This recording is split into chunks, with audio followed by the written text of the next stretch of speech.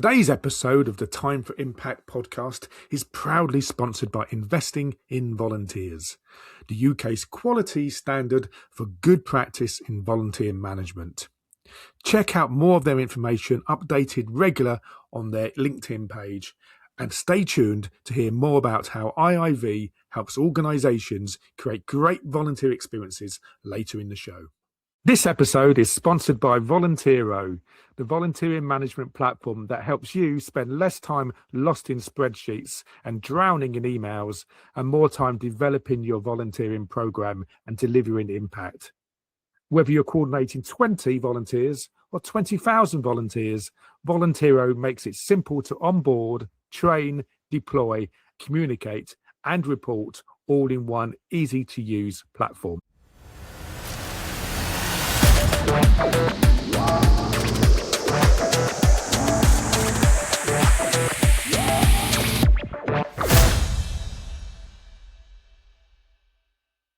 Hi everyone, and welcome to another episode of the Time for Impact podcast. Usually with my co-host Matt Cobble, but sadly Matt's poorly. I'm sure he'll be better in the next few days. Nothing serious, but he can't join us for this edition, which is a real shame. But I'm here, and of course, as always, I have a special guest with me as well. Regular listeners, which I'm sure you all are, will know that we try to bring in guests that bring a new perspective to volunteering, to social action, to community engagement, and are trying to turn the dial, push the dial, whatever the metaphor is. And I hope that today, I know that today is no exception, and I hope that there'll be some genuine interest, but also some tangential learning from the conversations that we have, that you'll all be taking all these great ideas away into your organizations and adapting how you engage, in particular with young people on this occasion. Because my guest today is Dan Laws from My Life, My Say. I don't think I'm going to say too much more, apart from ask you, Dan, to introduce yourself and tell us what is My Life, My Say. Of course. Thanks so much, Chris. And thank you so much for having me on and for the kind invitation and listening to some of your podcasts. You've had such interesting guests, so hopefully can live up to that. My Life, My Say is a national charity dedicated to getting young people from underrepresented communities engaged in democracy and giving them the skills needed to engage in the political system. We do that through multiple ways. First, to say we're completely youth-led. The charity itself is run by quite a young staff, and we've got young people on our board, and our young leaders in our networks are really engaged in our strategy work as well, and our processes. So the first thing we do is our engagement work. So we go out and we reach communities where they are and sort of have them engage with each other in terms of social cohesion and talk about what's happening in their communities. We do that through something called democracy cafes, and we've run 1,000 of them since our founding, 75% outside of London. 1,000? Yeah, we've done 1,000 now, so we've been around for about 12 years. Okay. What they do is they have young people gathering, give them coffees, matches, big incentives to come along, and they talk about politics and issues in their local area. That sort of dialogue that generations before are so used to having, but we want to reinstall amongst our generation. And we often bring a policymaker in the room, and they can chat to them too. We run the UK's biggest youth democracy conference called Next Gen, which has around 1,000 young people each year, which is super cool, with music stars and sports stars and all the rest of it. We train up young people in advocacy, making sure that, again, they have those skill sets, but we look for sort of pure talent in terms of raw talent in terms of their leadership skills, and really grow them to become the leaders they can be. And then the final component there is all about voter registration and driving voter registration, which is probably what we're most well known for. So we ran something called the Give an X campaign that got 500,000 young people registered to vote in 2024 using methods of technology, digital, innovative partnerships, and the arts as well. So that's sort of what we do. But the headline is, we're a youth-led charity, and we get young people engaged in the society that they're living in. And tell us a bit about you, Dan. How did you end up here? What's your route into this? It's a good question. You know what? I think I was really reminded of this recently when someone corrected me, and the reason they corrected me was I said, look, I'm 24. I've only really had sort of 2-3 years experience. And they said, no, Dan, I've seen your journey. You've had 10 years. And it took me back to 2016. for me and for so many of us, 2016 was such a pivotal moment in terms of democracy and social events and political events. We were just looking as a team about what had happened in 2016. Of course, you had huge new trends coming in. It felt like an era where where we were saying goodbye to heroes and legends, but then also welcoming in sort of a new style of culture. And with that, a new wave of politics coming through. Yes. And of course, it's very subjective at that time, which side you were on. Of course, Brexit and Trump happened in that year. But I don't think there was something that didn't feel subjective for what happened to young people, which was Brexit and other political events that year really marked a moment of young people feeling like their voice wasn't being heard. Yes. And that could be young people on either side of the debate. But those monumental political moments felt really really. And I remember walking into it was college at the time, sixth form college, when Brexit happened, feeling like there's a real moment of silence. You could hear a pin drop, and I was trying to really investigate that feeling. And the feeling wasn't necessarily about the decision itself, although we know that a lot of people felt like one generation made a decision for another. What it was a lack of understanding until that very moment about how that decision would affect us. So even if they supported it, which many people, still a lot of young people did support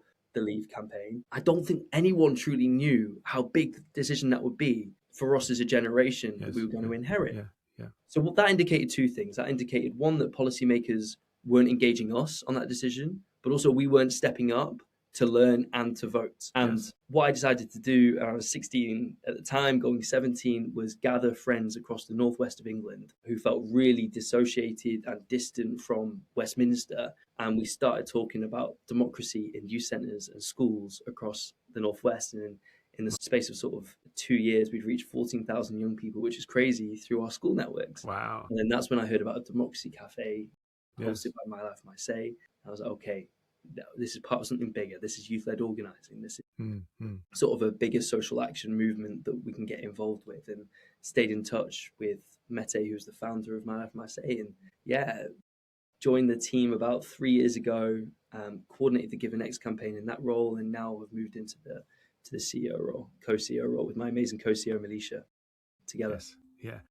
And I suppose looking back at 2016 as well, I'm a little bit older, but I can kind of imagine that there was huge frustration as well. But so many young people didn't even get a vote, of course, in such a consequential campaign, such a consequential change to people's lives for good or for ill. And I know that you're quite linked in to some of the campaign, well, you are driving some of the campaign to lower the voting age, and it looks like that will be coming through, last time I heard, for the next general election, if not before. So do you want to tell us a little bit about the campaign to give 16-year-olds and over a vote? Yeah, I mean, look, this is monumental. I mean, this is huge, right? Because you're enfranchising 2.5 million people, right, through this act. And look, the idea behind Vote 16, and it's such an interesting debate, right? And it's such an interesting concept, which is, let's take Brexit as potentially as an example, and let's take referendums as sort of case studies. There was a movement actually in the Lords to allow 16 to 18-year-olds to vote in that referendum, and it was shut down. And you also had it so that wasn't practiced. And then young people felt really disengaged from the process. And even though that they were inheriting that decision more than any other generation, they felt shut out. Another case study is the Scottish referendum, where 16 to 18-year-olds could vote. Yes. And the polling after that, when you asked, are you likely to stay engaged in the political system following that? And we know that turnout was pretty high for that amongst that age group. Sorry, around 90% of young people are like, yeah, no, I'd consider voting in future elections after being brought into society there. Look, I've got my own personal view. My own personal view is, I think it's a brilliant way to enfranchise young people and bring them into society. It's got to be done, of course, sort of in a way that speaks positively about their contributions to society. I think that there's also a conceptual argument from a personal point of view that if you are able to pay tax, you should be able to vote. But let's use this in the current context of what 16 to 18-year-olds can contribute, which is really good ideas about where society's moving. They're using technology and AI in a way that other generations, the other generations are trying to figure out how to use. And so young people are able to inform policy on that way in a really exciting way. So yeah, I'm personally totally game for this concept, and it forms a long-term behavior that's pro-democracy later down the line. And that to me is really exciting. From an organizational point of view, what we now need to do is work with government and stakeholders to make sure that everyone's prepared for that. So when that comes in, education's ready, teachers feel confident to prepare them, youth workers do too. But also the message is going to young people that you now have this influence, you now have this power, go and use it.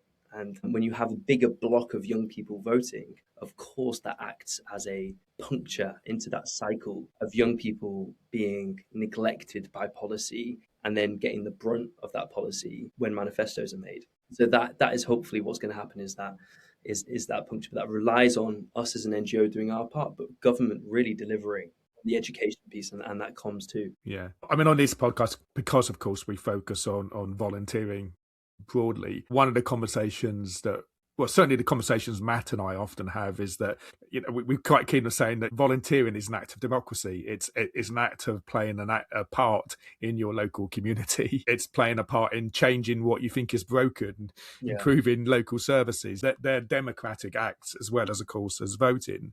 So you'd expect us to be really keen on thinking, well, young people, as much as possible, should be engaged in that democratic process. But equally, the democratic process has got to kind of relevant to them in that the language that we're talking, the subjects that matter, the policies that come out.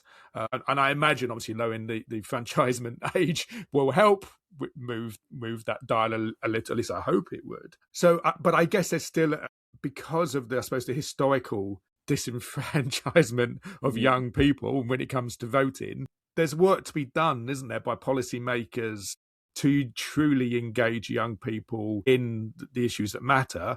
And I guess that's why, to a large degree, why you exist as an organisation, to tackle that from both ends, from the policy and educating the policymakers, but also exciting and engaging the young people and enabling those, which is, well, I suppose, back to volunteering, enabling those young people to play that kind of active citizenship part in driving the movement, engaging other young people and spreading the message. Yeah, and I think one of the most important things you said there was you highlighted issues that matter. And looking at voting behaviour and sort of the messaging that we use to try and engage people into democracy and politics and citizenship more broadly is highlighting the issues. Young people are incredibly passionate about the society they live in. But they're mostly passionate about the issues, of course, that matter to them, right? And what do I mean by that? Well, if you meet young people where they are, you end up talking about housing and the cost of living crisis and education, and then you can relate it to politics, right? So if they can see a link between the issues that they care about and then politics more broadly, you're onto something really exciting. What that does require, though, are politicians who are willing to speak about those issues and provide solutions to them. And so that's why you're seeing Mamdani do incredibly in New York, is that he's listening about the issues that young people are facing, cost of living and housing, not radical issues for people to care about, they're basic necessities, and he's focusing in on them and providing solutions to them. It sounds super simple, but what we often miss is that medium where young people and politicians can meet to convey that. And that's what we are here to do. We're a small organization, but our job is to try and make that transition and that sort of dialogue a lot easier between young people identifying issues and saying what they're passionate about and politicians being able to deliver on them. And that is how you build trust in institutions that, my word, we need to rebuild. Yeah. Let's get into some of the details. So, for instance, democracy cafes, fascinating and really successful concept. So how does that work in practice in terms of, I suppose I'm interested in how the young people, who organises it, how much is it sort of staff-led? How much is it sort of young people sort of saying, I want one of these cafes in my local Costa Coffee, Starbucks, others are available. Yeah. I want to have it in my local community. How does that sort of come about in practice? Really good questions. Our ambition is to make this into a mass sort of youth organising model. That would be brilliant. At the minute, what we do to make sure that we sort of keep standards to the quality we want, but also be able to deliver high, high numbers is that we have our amazing squad. Now, our squad, and I'm sure you and your listeners will hopefully really love this if volunteering sort of the sort of cornerstone of the podcast. They are a group of, each year we train up 65 to 70 young leaders in advocacy and leadership. They come from all across the country. We've got Northern Ireland, we've got a Scottish representation, up in the Highlands, we've got Welsh representation. I'm very passionate as a Mancunian. We've got great Northern representation too, and of course a huge base here. And what they are there for is obviously being trained up in sort of advocacy, but also we pay them to deliver democracy cafes. So they will identify sort of places in their areas where they would love to deliver a democracy cafe. And because they've done our leadership program, they feel comfortable enough to then deliver that to a high standard and be able to deal with different personalities, different perspectives, and be able to facilitate that effectively. Mm-hmm. And here is them. We pay them to deliver them. And so, and also they know their communities better than anyone else. So that's sort of the model we're going down. In some ways, is it a sort of community organising kind of models? You've got them as your local organisers, but then they're bringing in not just obviously the policy makers, but also bringing in, building links into local, I don't know, colleges or whatever it might be to try and encourage participation so that there's a constant flow of, new people involved in the movement. So it's not just the same people who keep turning up, I guess. Yeah, totally. It's that peer-to-peer engagement that we know statistically is backed by data, is more likely to get communities involved than if it's a politician in a three-piece suit from London going to Sunderland saying you need to get involved in politics. Like that is that isn't gonna get people riled up and interested in politics. You need to have that. And this is probably what I learned when I was 16 going around Manchester, was that when you have young people who sound and sort of look like your peers, you're going to get engaged and you're going to be more likely to listen, and it becomes a collective youth organising model. Exactly, that is the direction we want to be going down, and we're really set up to do, which is really exciting, and that will just hopefully grow to a position where when you have those key political moments like the next general election, we should be in so many different communities, different diverse communities across the country, that we can get sort of rebuild that social cohesion in partnership with others, of course. I'm just interested, I suppose, in that kind of snowball effect. How does it continually, let's say we're building up to the next is it 29, the next general election? Yeah. We're building up to that date and you want to gather momentum and have even more cafe, more members in the squad. There's a kind of movement building element to that. Absolutely. And I imagine some of that, obviously, cool stuff around cafes, but some of it's also going to be online. I mean, especially given the generation we're talking about, there's got to be I'm imagining a big social media kind of element to that. Massively so. And a kind of good mix of online and offline. Yeah, totally. So, you've got a lot of those events happen in person just to create that energy and that social cohesion piece that is really important in person. But a lot of the advertising to make sure that they get there into the room and that awareness piece is there is definitely going to be online. Those connections remain and they stay online too. So our squad have WhatsApp channels where they communicate and they sort of lift each other up and sort of get ready for events and liaise with each other on their own campaigns, so that you do have that snowball effect of, yes, we're a democracy charity and a youth charity, but these squad leaders might be really interested in climate and mental health and go up and set their own, many of them have done, their own organisations through being part of ours. And that, for me as a co-chief exec, is beautiful to watch, is that snowballing effect right there, which is just going to grow bigger and bigger. I think that's really interesting because we often talk about there's geographical communities. Your democracy cafe might be geographically based, but actually online gives you the opportunity of communities of interest. So I'm really passionate about the environment. Who else is interested in this? So you end up an online kind of movement. And I guess also that, your objectives are about engaging as many young people as possible in political discourse because it affects their lives. But you as an organisation don't have to manage every conversation. You don't even have to be a part of every conversation. You need to light the fire so that the conversations happen, I guess. It's agency, right? That's what we're trying to ignite. It's agency and the feeling of belonging in society.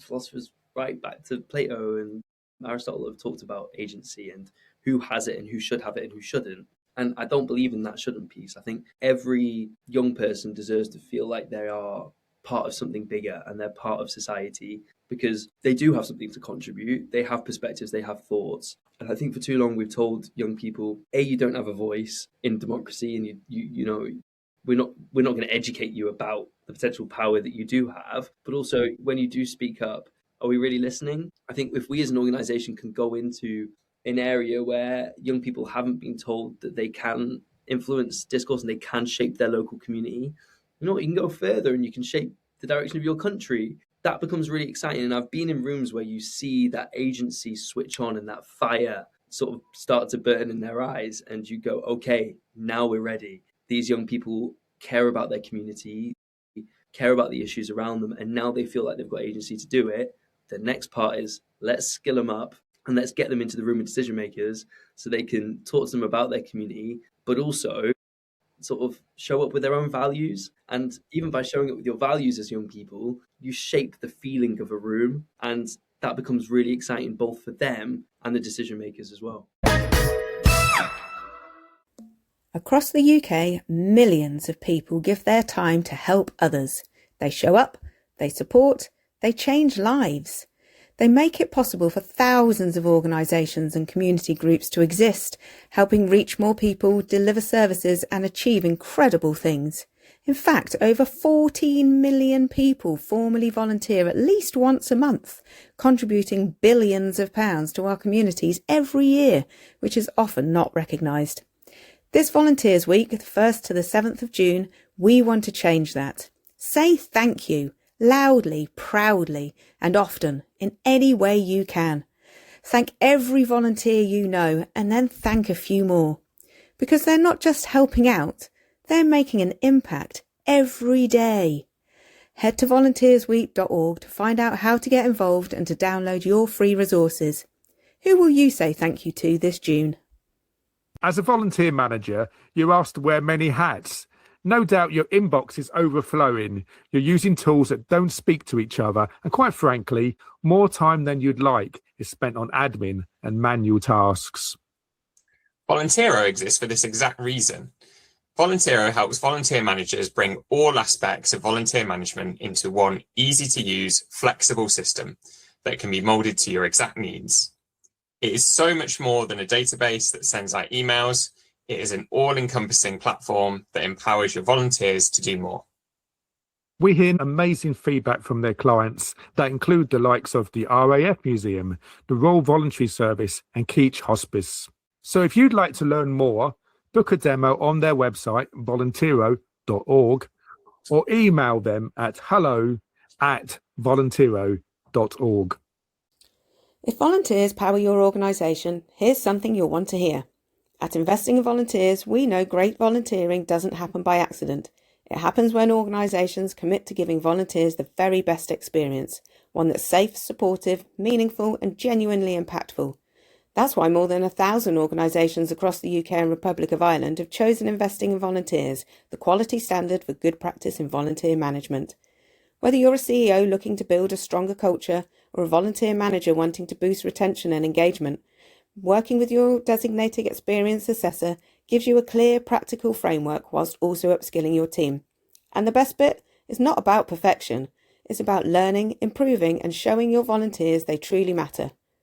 Earlier this year, Prostate Cancer UK achieved their 3rd award and said that going through the assessment has been a valuable and insightful experience, a great opportunity to reflect, learn and grow. So if volunteers are part of your vision, make Investing in Volunteers part of your strategy. Find out more and sign up for your free no-obligation quote at investinginvolunteers.co.uk. I guess there's sometimes the opportunities for young people to get engaged in politics is as much about local as it is national, and actually maybe the opportunities to translate, a frustration into some influence, some agency, and then into action might happen even more so, I guess, in local politics than it does in national.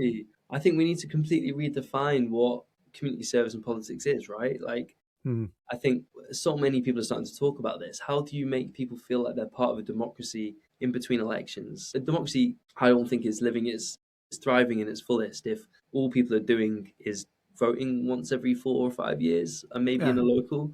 There's got to be active attempts to engage citizens throughout that process, which young people are only one demographic. Don't get me wrong. Other demographics should absolutely be engaged in policies and decision-making process that will affect them.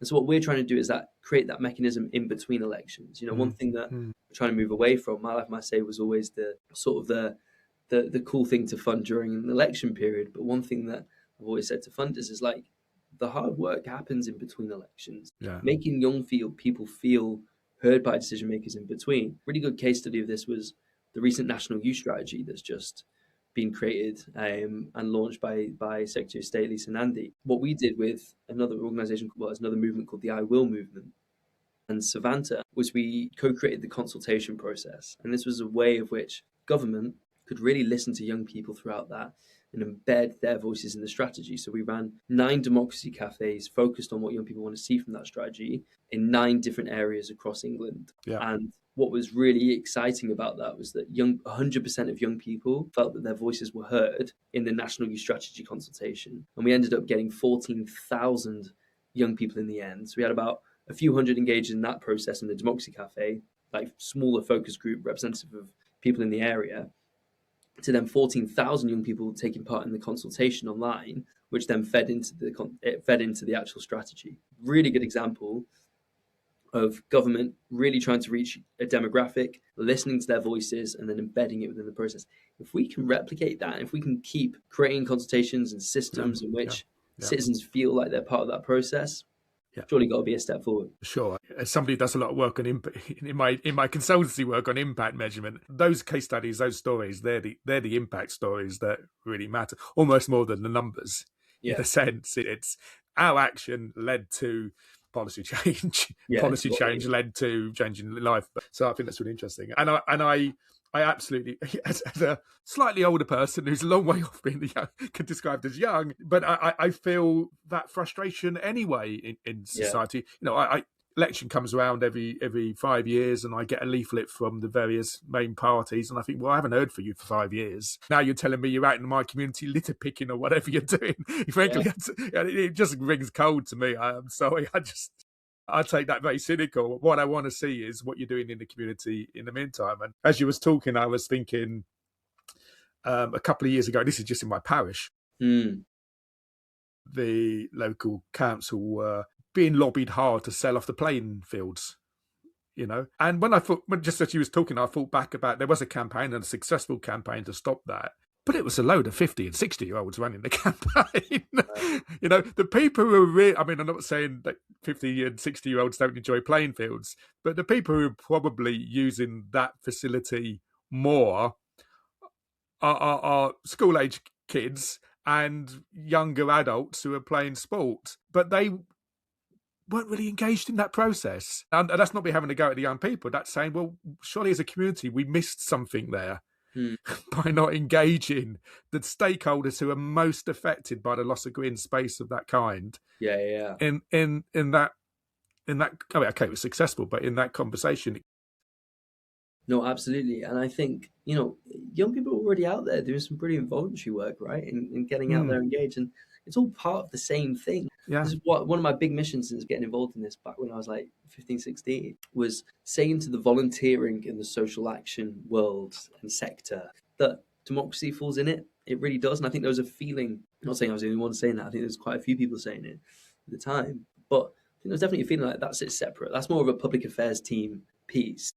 Whereas it's all connected. It's all about feeling rooted to your community. I think so many of the issues we're facing right now, whether it's isolation, whether it's loneliness, whether it's, let's be frank, the rise of extremism on both sides. But what we're really seeing is a lot of extremism on the right at the minute. A lot of it stems back to feeling rooted to your community. And a lot of people do have pride in where they live, and they don't like when people speak down about it. But they also want to see a route to serve their community too. And I think just igniting that passion amongst young people that not only can you serve your community, but you are the right people to do so, because there'll be other young people coming through who will look to you, and you have new ideas about how your society should be run, and go for it. Just go for it. So absolutely, I think the volunteering democracy sort of link is really important, because it all comes back to community and how you can best shape the places that you call home. Yeah, and again, it comes back to agency, doesn't it? And Totally. I saw you as part of the I Will campaign and things like that.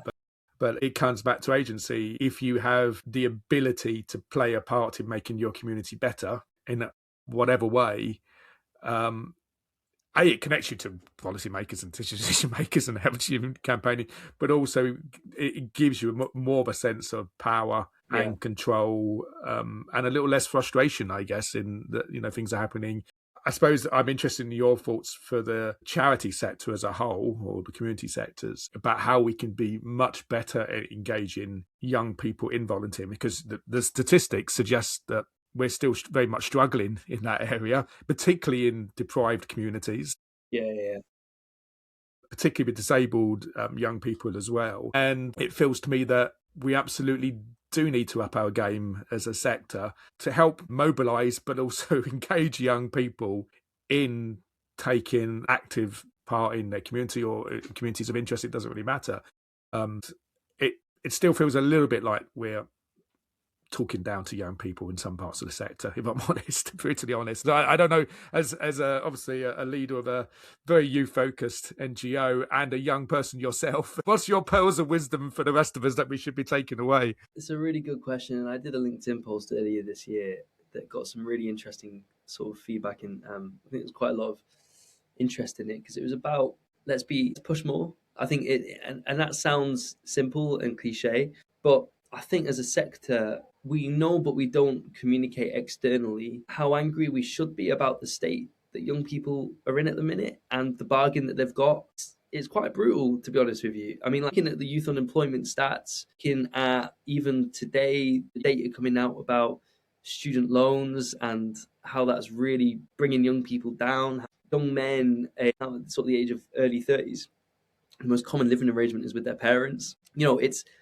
It all comes back to agency, and do we basically curated a society and an economy which isn't conducive to giving young people agency, and we should be angry about that. And it feels weird that the sector isn't angry about that. That doesn't mean that we come across as erratic. It doesn't mean we come across as a sort of doomsday people. What it does mean is say, we've got to push. We've got to push hard. We've got to listen to what young people want and be more radical and open about what needs to happen for young people's conditions to improve. We're the first generation, Chris, in post-war history to inherit worse living standards than our predecessors. I think that it is the role of the third sector, alongside, of course, young people themselves and political figures, to shout about that and to be really vocal and to offer policy solutions to them. So what I think my challenge to the sector is, look at your current campaigns. Is the tone matching the urgency to what you're seeing on the ground delivery-wise?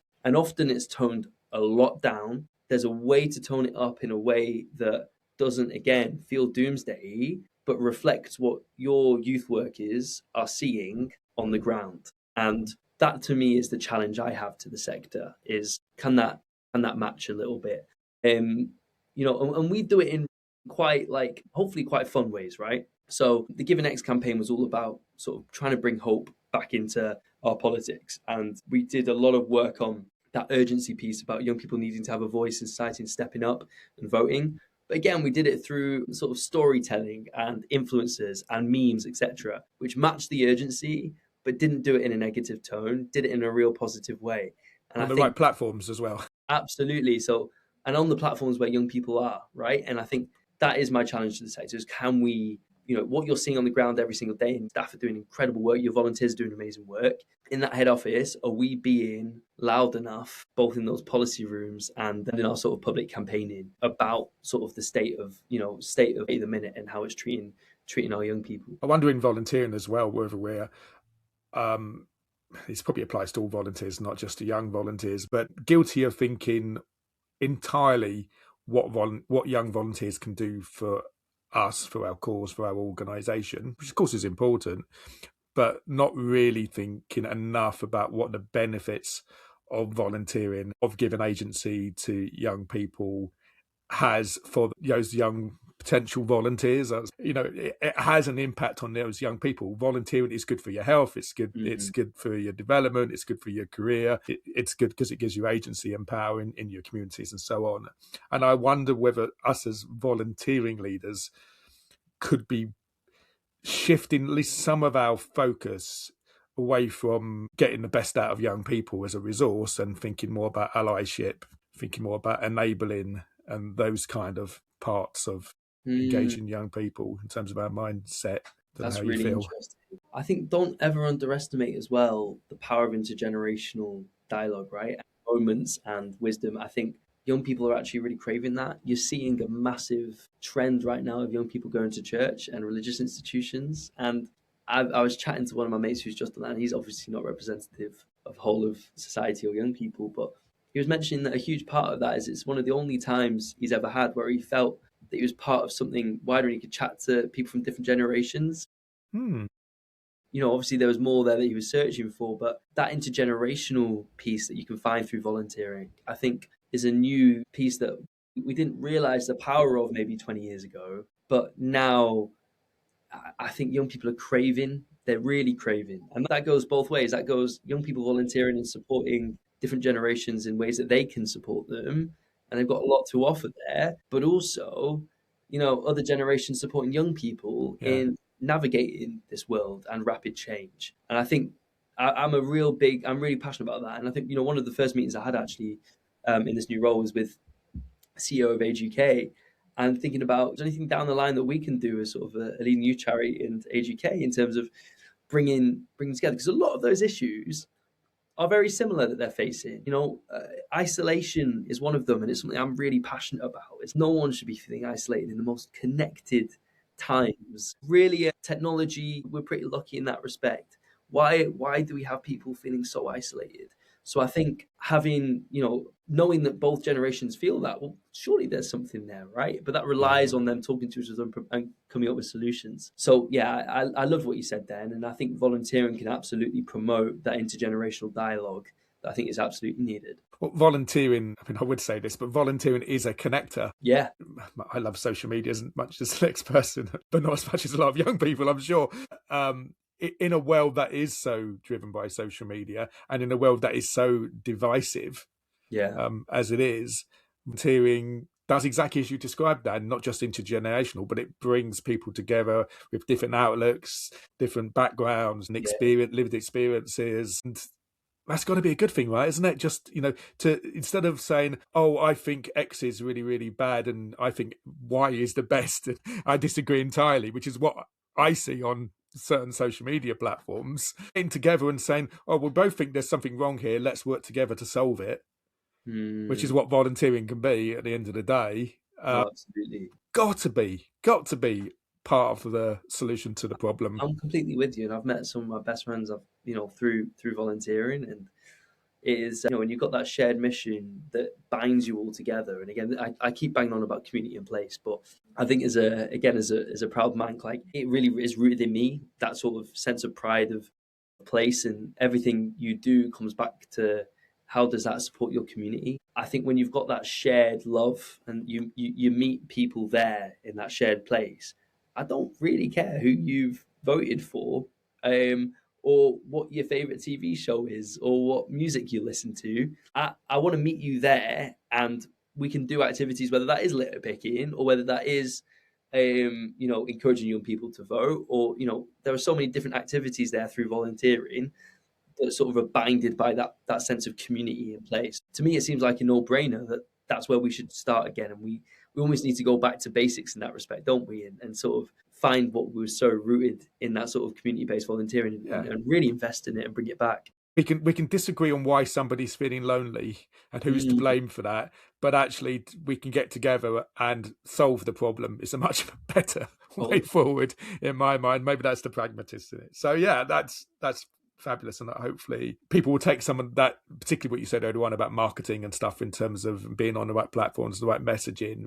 We do have to think about how young people can access our services, and that includes volunteering. And we talk about that a fair bit on this on this podcast, I guess. Is there anything else you really think? I mean, we haven't really talked much about, other than democracy cafes. We haven't talked about the Next Gen Summit hardly at all, although you mentioned it. I think what could be really interesting, Chris, is having to think about this, I think something that binds both, right, Next Gen and then our voter registration movements. We haven't really touched on either, but I think there's something that binds both of them together, which is acknowledging that messengers to young people have changed, right? It's no longer young people receiving news from civil society, right, as one of the main, or young people just receiving news from school. Civil society now has so many other mediums, to sort of compete with for young people's attention. And one thing that My Life, My Say has really tried to innovate with is identifying those different messengers and bringing them in. So, for example, influencers. The charities have been really nervous about engaging with influencers for quite a long time. Yeah, really corporate. Because we sort of see it as an inevitability. It's going, the game's changed.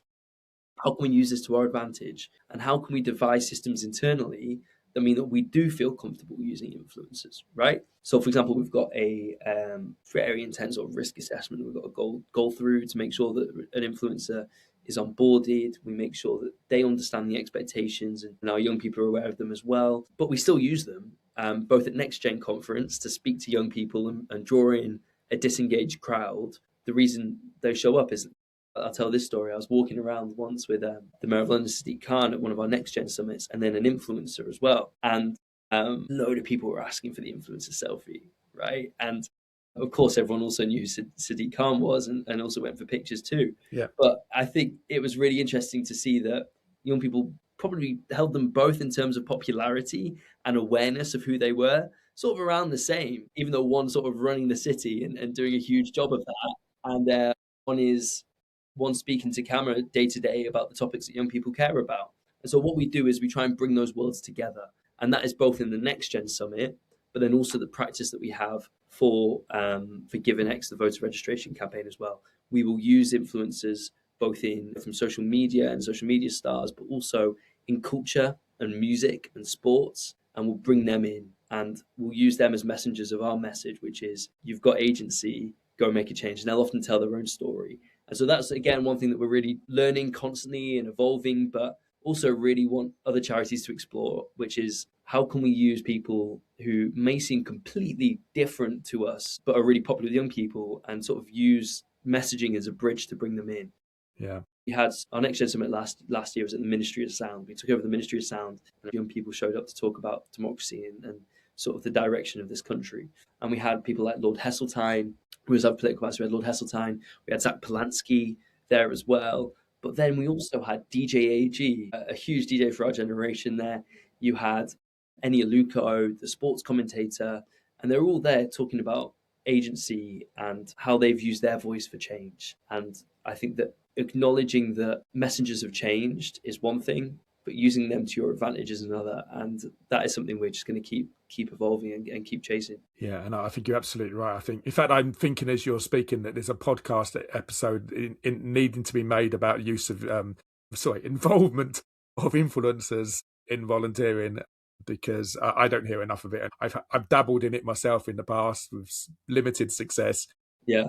But there's real space for growth there. So thank you for that example. And No, if anyone's listening and has done some really good work in that space in volunteering, please do get in touch, because maybe you're the next guest on this podcast. But Dan, we're running out of time. I know you've got another meeting to go to, so I probably need to bring things to a close. But thank you for telling us about your organisation, but for a bit of a philosophical dive into engaging young people in civil society, which is exactly what we're looking for, but also for bringing it back to volunteering here and there, so we can take some learnings, because I think there genuinely is a lot we can learn from your work and make our own volunteering experiences more accessible and more engaging and more youth-led than perhaps they are already. So I'm sure our listeners would have taken something away from that. So yeah, thank you ever so much for joining us, and good luck with the future campaigns. Thanks so much, Chris. Could have talked for hours with you, but no, really appreciate it. And if anyone's interested in our work and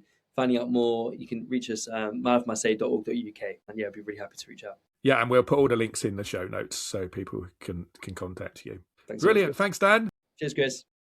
So that was Dan Laws from My Life, My Say. I hope listeners found that as fascinating as I did. I think Dan and I could have gone on for a lot longer talking on that subject, but he had to get off to another meeting, so we had a bit of a hard stop there. Lots and lots to take away and unpack, I think, for all of us, particularly about how we do more to engage young people, not just in our work, but in steering and shaping the work that we do, whether we're a youth organisation or whether we're an organisation just involves young people or wants to involve more young people. I think there's lots to be learned. So have a look on their website, look at some of their social media engagement. There's lots that we can take away. We haven't touched on half of the sort of visual effects and marketing techniques that they use, which I think are great. But I think also a great example of just good old-fashioned community organising, in my sense, just bringing people together around a cause, enabling them, listening to what people need and helping them find solutions themselves. So all power to them as far as I'm concerned. I was very serious. If anybody is involved in influencers and social media in a really successful way in their volunteering activity, I think Matt and I would love to hear from you, and I think our listeners would value the opportunity to explore the possibilities and some of the learning along the way. So please do get in touch. As always, please do give us a rating if you're able to. That does help influence the algorithms, which does mean that we can spread the learning as far as possible.